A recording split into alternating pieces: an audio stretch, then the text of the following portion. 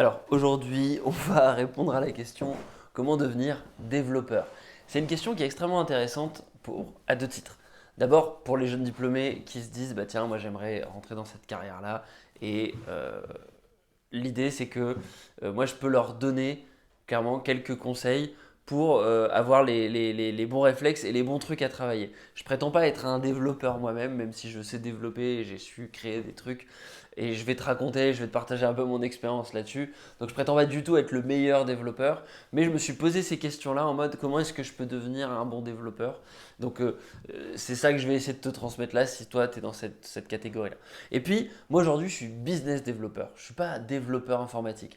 Par contre, je suis convaincu que savoir développer, connaître au moins les rudiments, ça fait ça fait de toi quelqu'un de différent, capable d'utiliser tout un tas de choses, d'outils de manière complètement différente et de clairement rentrer dans un autre monde. D'être capable d'automatiser ton travail sur certains aspects et aussi de rentrer dans un niveau de complexité très fort sur plein d'autres aspects qui sont en dehors du développement.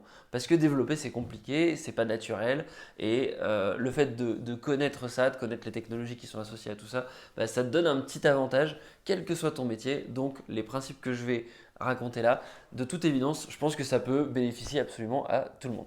Alors, avant de rentrer dans ce partage d'expérience sur comment devenir un bon développeur, il y a deux choses sur lesquelles moi je peux t'aider si jamais tu as besoin d'aide sur ta carrière ou sur ta recherche de job et plus spécifiquement sur ta recherche de job de développeur si c'est ton cas, mais pas que. C'est numéro un, m'envoyer un mail sur quentin@activeworker.fr. Je répondrai tant que j'aurai le temps de répondre. Pour le moment, je te rassure, j'ai le temps de répondre. Je ne reçois pas suffisamment d'emails pour me plaindre dans les vidéos. Et puis numéro 2, c'est avoir accès directement à mon lien Calendly, à mon agenda, où tu peux booker un call directement pour qu'on échange ensemble sur une petite demi-heure et voir comment je peux t'aider si tu as besoin d'aide, encore une fois, que ce soit sur une recherche d'emploi ou sur un questionnement de carrière un petit peu structurant pour toi. Voilà, maintenant je ferme la parenthèse. Comment on devient un bon développeur? Devenir un bon développeur, c'est quelque chose qui demande plusieurs compétences. Et la première, c'est celle du langage, c'est celle d'aimer les langues en fait. Souvent, les gens qui sont bons dans les langues étrangères, ça peut faire d'excellents développeurs. Les gens qui aiment bien la musique, qui ont réussi à rentrer dans ce niveau de complexité, de comprendre comment en gros la musique, elle se parle sur une portée, comment est-ce qu'on est capable de retranscrire les notes et comment on est capable d'avoir en gros un peu une oreille, d'avoir un modèle de pensée différent du simple langage. Bah, souvent, c'est des gens qui sont capables de se plonger dans la complexité d'un langage informatique. Parce que être développeur, c'est ni plus ni moins qu'être capable de comprendre une forme de langue pour pouvoir créer des softwares en codant, en scriptant, en programmant des fonctions qui vont avoir en gros des interactions les unes entre elles et qui vont permettre de résoudre des problèmes extrêmement intéressants, des problèmes souvent informatiques. Donc un bon développeur, je pense, c'est quelqu'un qui a déjà cette approche-là d'être capable de rentrer dans un certain niveau de complexité en prenant son temps, en étant patient, en étant capable d'écouter les problèmes de manière silencieuse, et puis en essayant d'avoir cette capacité d'abstraction, de prendre le temps de regarder quelle est la meilleure solution. Donc moi, mon conseil pour quelqu'un qui voudrait devenir développeur, ça serait commencer par des langages simples. Typiquement, il y a le JavaScript, notamment avec Google AppScript ou Python, qui sont des langages qui s'apprennent facilement et pour lesquels il y a plein de tutoriels sur Internet. Où, où clairement, essayer de faire des trucs très simples. Après, si tu utilises un Mac, il y a Unix, le langage de shell en gros, qui est natif au Mac. Pareil sur Linux, c'est le langage de shell. L'idée, c'est d'essayer d'automatiser des petits trucs simples, d'essayer de trouver des petits projets. Et ça, c'est vraiment un conseil qu'on m'a donné quand moi j'avais envie d'essayer de devenir un peu développeur. On me disait, mais essaie de trouver des petits projets et puis tu commences par un et ensuite tu l'alimentes et tu le customises. Et clairement, bah, ça, c'est comme ça que tu peux devenir, en tout cas, un développeur, pas forcément un bon développeur, mais au moins quelqu'un qui est capable de développer, c'est-à-dire qui est capable de taper des lignes de code, et puis il se passe un truc, il y a quelque chose de différent sur l'ordinateur. Alors moi, j'ai une tactique d'apprentissage très simple, c'est trouver des tutoriels, les refaire même si je ne comprenais pas, et puis à la fin essayer de customiser les différents paramètres pour que ça arrive, ça fasse quelque chose qui m'intéressait.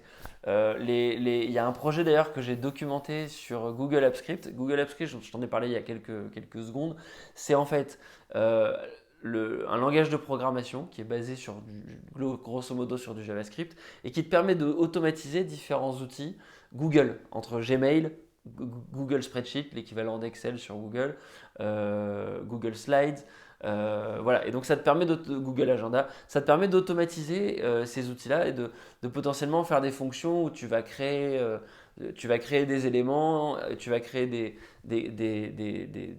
comment dire, des liens de cause à effet entre les différentes applications. Et moi, par exemple, un truc tout bête que j'ai réussi à créer avec Google Apps Script, c'est que j'ai trouvé un tutoriel pour faire du publi-postage. C'est quoi le publi-postage? Tu as une colonne dans ton fichier Excel qui dit le prénom de quelqu'un, une autre colonne l'email, une colonne message, et tu vas tout simplement créer un petit programme où quand tu appuies sur Run, quand tu appuies sur Lancer le programme, c'est 5-10 lignes de code, et bah, ça parcourt ton tableau et ça envoie à chaque fois un mail à la personne en disant bonjour un tel, et puis ça copie-colle le message en gros directement.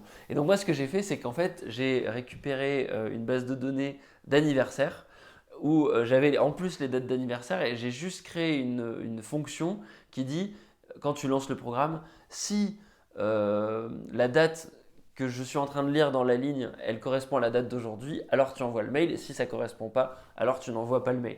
Et du coup, comme Google Apps Script, comme sur Google, en gros, tu as une fonction lancer le programme, et c'est vraiment au clic, lancer le programme tous les jours à telle heure, tous les jours à 7 heures par exemple, et bah, j'avais un logiciel qui tous les jours checkait mon fichier Excel et envoyait des messages automatiquement pour dire bon anniversaire un tel. Et du coup, bah voilà, ça c'est un exemple de petit programme où tu vois, tu pars d'un truc très simple, le public postage, et puis tu ajoutes un niveau de complexité supérieur avec la date d'anniversaire, et ça te permet de faire quelque chose de cool. Et bah, pour devenir un bon développeur, il faut faire des petits projets comme ça. Il y a quelqu'un qui m'avait conseillé, par exemple, d'essayer de recréer Twitter. Twitter, c'est simplement une zone de texte où tu peux mettre un texte et puis tu crées une logique d'utilisateur où il y a des gens qui doivent essayer d'apprendre, enfin comment dire, tu dois apprendre à créer un système de mots de passe, tu dois apprendre à créer un système de droit, qui a le droit de faire quoi sur les messages des autres. Et ce simple exercice de recréer Twitter, bah, c'est très intéressant. Donc ça c'est vraiment je pense la première étape si jamais tu veux devenir un développeur. Il faut que tu puisses faire des petits projets. Toutes les écoles d'ingénieurs qui forment au développement, normalement, elles sont censées te proposer de faire des petits projets. Et les écoles les plus avant-gardistes, comme par exemple l'école 42, où c'est l'EPITA qui est très connue pour ça, elles ont le concept des piscines, où elles te proposent des projets souvent très difficiles à faire, que tu dois faire très tard le soir, et voilà.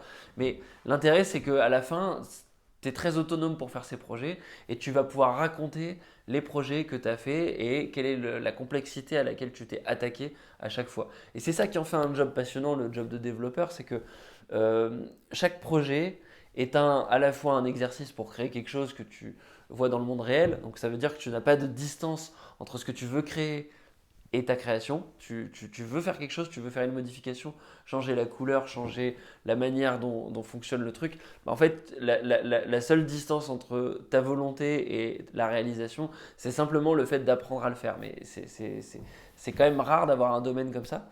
Euh, et donc le fait de faire ça, bah, ça te permet d'avoir une réalisation directe. Mais en plus, à chaque fois, tu vas devoir affronter un challenge intellectuel intéressant qui sera toujours différent, qui sera toujours évolutif et qui te permettra du coup toi de mobiliser tes ressources et de faire quelque chose d'intelligent. Donc première étape, essayer de se construire un CV de mini-projets, quitte à ce que ce ne soit pas des projets professionnels en tant que tels, que ce soit bah tiens je vais faire un site web pour quelqu'un, bah tiens je vais essayer de faire une petite automatisation pour les anniversaires, bah tiens je vais essayer de faire une petite automatisation qui tous les jours fait tel truc parce que vraiment je fais un truc répétitif. Voilà, ça c'est la première étape. Comme ça, tu peux mettre sur ton CV les différents projets que tu as fait. Et en fait, au bout de 6 mois, si tu as réussi à travailler sur 2 ou 3 projets, tu peux mettre à chaque fois un mois de projet. Et ça te fait 3 mois d'expérience en développement. Et en fait, tu te rends pas compte, mais c'est non négligeable cette capacité à créer des abstractions pour résoudre des problèmes dans la vie quotidienne. C'est ça que les gens vont chercher. Ensuite, un développeur, il y a quelque chose qu'on va chercher, c'est euh, une culture une culture de l'informatique. Être capable de vraiment se poser la question de comment fonctionnent les choses. Moi, je suis frappé de me rendre compte que quand je pose la question à des élèves ingénieurs qui sortent d'école, qu'est-ce que c'est qu'un serveur? Ils me disent, bah en fait, c'est un machin où on stocke des données. C'est vrai, c'est ça, mais un serveur informatique, c'est un ordinateur qui tourne 24 heures sur 24 et qui fait que du coup, bah, je peux avoir Facebook installé dessus, c'est le serveur de Facebook. Et quand je me connecte à facebook.com via Internet, et ben en fait, j'ai un lien direct qui va aller sur le serveur et on me renvoie la gueule de Facebook. Et à chaque fois, je clique sur rafraîchir, et ben, il y a cette espèce d'aller-retour entre le serveur et mon ordinateur. C'est la fameuse logique du client-serveur. Mais cette simple définition de un serveur, c'est un ordinateur qui tourne 24 heures sur 24. Elle est faite avec les mains. Elle te permet de comprendre comment fonctionnent les choses. Un développeur, c'est quelqu'un qui est tout le temps en train d'essayer de faire ça, d'essayer de comprendre comment les choses fonctionnent. Et si tu fais pas ça, bah du coup, tu te mets une barrière et du coup, tu vas, quand tu seras confronté à des problèmes, euh, avoir le problème de ne pas forcément comprendre ce que tu manipules. Et moi, j'avoue que c'est là où j'ai certaines limites. C'est qu'à un moment donné, j'avoue que j'ai lâché, j'ai pas réussi à. Je comprends pas tout en informatique, mais j'ai certaines bases pour réussir à manipuler les objets dont j'ai besoin. Par contre, j'ai pas été assez loin pour être vraiment très très bon en développement là-dessus. Ensuite, il y a un autre élément important pour les développeurs, c'est, on parlait du langage, c'est être capable de faire du code qui est très propre. Et donc, il faut être rigoureux et il faut aimer typiquement les gens qui ne font pas de fautes d'orthographe, les gens qui sont très rigoureux. Souvent, ils vont faire de très bons développeurs. Et il y a même des bouquins, notamment un bouquin qui s'appelle Clean Code, qui te permet d'apprendre les codes pour bien coder et que ton code il soit facilement relisable par d'autres développeurs. Ça s'appelle d'ailleurs une technique, ça s'appelle le pair programming. C'est quand tu développes un truc et puis il y a quelqu'un qui regarde en même temps que toi et qui va simplement regarder et dire bah non, tu ne devrais pas écrire ça, etc. Et du coup, vous codez ensemble en fait. Il y en a un qui est aux manettes et il y en a un autre qui regarde et qui fait simplement l'œil extérieur qui fait l'empêcheur de tourner en rond. Donc la collaboration en développement, c'est super important. Et ensuite, il y a quelque chose à développer aussi comme compétence, c'est l'utilisation de tous les outils autour du développement, notamment les outils de gestion de code comme GitHub par exemple, qui te permet de, un peu comme avoir un espèce de Google Doc du développement, où dès que tu fais une modification sur ton code, tu le pushes, tu l'envoies sur GitHub et puis du coup bah, ça permet aux gens de collaborer. Et si tu as envie de partager ton code, tu as juste à leur partager ton GitHub. D'ailleurs, c'est un moyen de stocker les projets dont on a parlé. Tu mets tout sur GitHub et comme ça, tu dis aux gens, bah voilà, si vous voulez, ça te fait un peu ton CV de développeur en fait. Si tu veux montrer ce que tu sais faire, va voir là-bas. Voilà. Donc ensuite, à partir de là, une fois qu'on a dit tout ça, là, un champ des possibles s'ouvre à toi parce qu'en fonction des projets que tu vas vouloir faire, il va falloir que tu apprennes différents langages spécifiques. Par exemple, si tu veux faire du Android, il faut que tu apprennes le Java et il faut que tu utilises les librairies Android, que tu comprennes comment manipuler les objets qui correspondent au téléphone, qui correspondent à la caméra, qui correspondent au fait de toucher, au clic, etc. Voilà, ça c'est l'univers Android. En fait, dans tous les univers technologiques, il y a tout le temps un langage avec des outils associés qu'il va falloir apprendre. Et une fois que tu en connais un, bah, c'est plus simple d'en découvrir de nouveaux. Et voilà. Et donc moi, évidemment, de tout est bien, en fonction de ton niveau, il va falloir que tu essaies de te spécialiser pour pouvoir devenir compétitif sur le marché du travail. Et du coup, il faudra essayer d'être bon sur ce langage, un langage en particulier, essayer d'être fort et d'être capable de comprendre comment résoudre plein de problèmes avec ce langage-là. Et puis, typiquement, sur le marché du travail, essayer d'être capable de répondre aux questions de base. Si tu tapes top 10 des questions sur tel langage, essayer d'être capable d'y répondre en entretien, ça paraît le b.a.-ba. Voilà, je ne veux pas faire un truc trop long, je voulais juste te donner quelques principes comme ça. Si tu es développeur, ça m'intéresse d'avoir ton avis, savoir ce que j'aurais pu oublier de dire aux développeurs en devenir. Et puis si tu l'es pas, j'espère que tu as appris des choses. Sur ce, je te dis à la prochaine. Ciao, ciao.